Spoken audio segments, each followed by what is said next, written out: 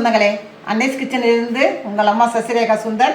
இன்றைக்கி நம்ம கிச்சனில் பார்த்தீங்கன்னா ஒரு ஈவினிங் ஸ்நாக்ஸ் தான் செஞ்சு காட்ட போகிறேன். அதுக்கு என்னென்ன பொருள்லாம் வச்சுங்க பார்க்கலாம் வாங்க.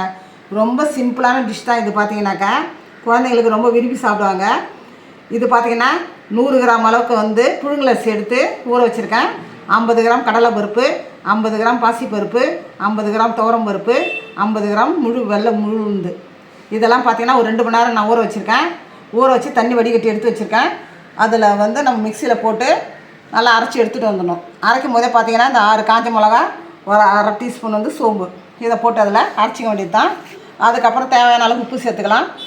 வெங்காயம், கருவேப்பிலை, கொத்தமல்லி தழைலாம் எடுத்து வச்சுருக்கேன். இப்போ நான் மாவு மிக்சியில் போட்டு எடுத்துகிட்டு வந்துடுறேன். நான் மாவு பார்த்திங்கன்னா மிக்சியில் போட்டு எடுத்துகிட்டு வந்துட்டோம். இப்போ அது தேவையான அளவுக்கு உப்பு சேர்த்துக்கலாம்.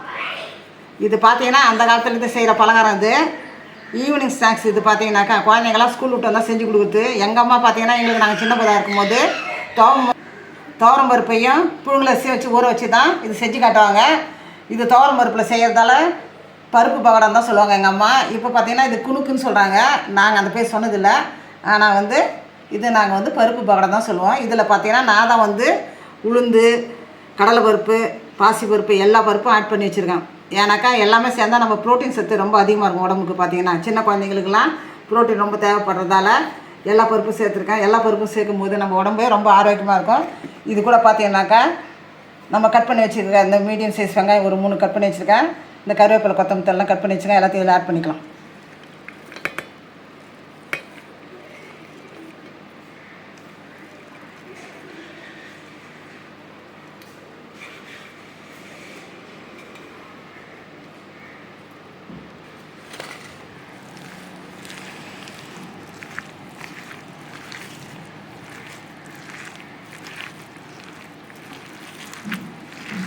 வெங்காயத்தை நல்லா கையில் வச்சு பார்த்திங்கன்னா பிசைஞ்சு விட்ட மாதிரி நம்ம இதை நல்லா வெங்காயம் நம்ம நல்லா நைஸாக இருக்கும். பார்த்திங்கன்னா நம்ம பகடாவில் போட்டுக்கணும்.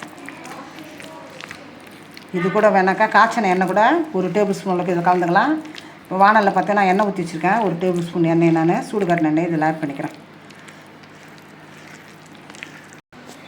இது கூட பார்த்திங்கன்னா நல்லா ஒரு டேபிள் ஸ்பூன் அளவுக்கு நல்லா காய்ச்சின எண்ணெய் ஊற்றிக்கிறேன். அப்போ தான் கிறிஸ்பியாக நல்லாயிருக்கும். பார்த்திங்கன்னா நல்லா முறுமுறுன்னு சூப்பராக இருக்கும்.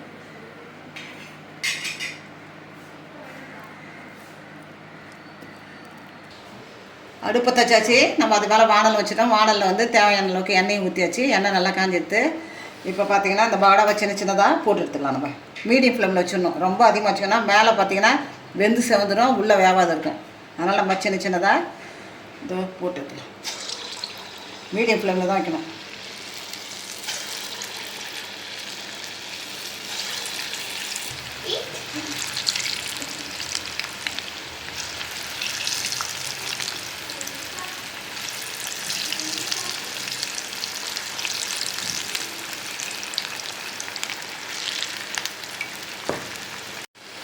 இப்போ பார்த்தீங்கன்னா இந்த பாடை நல்லா சேர்ந்துடுச்சு.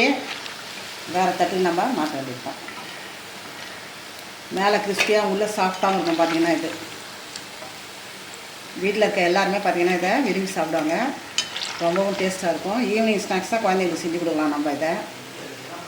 இல்லைன்னா மத்தியான நேரத்தில் கூட பார்த்திங்கனாக்கா சாம்பார் சாதம், ரச சாதம் எதுக்கு வேணால் நம்ம தொட்டு சாப்பிடலாம். இதை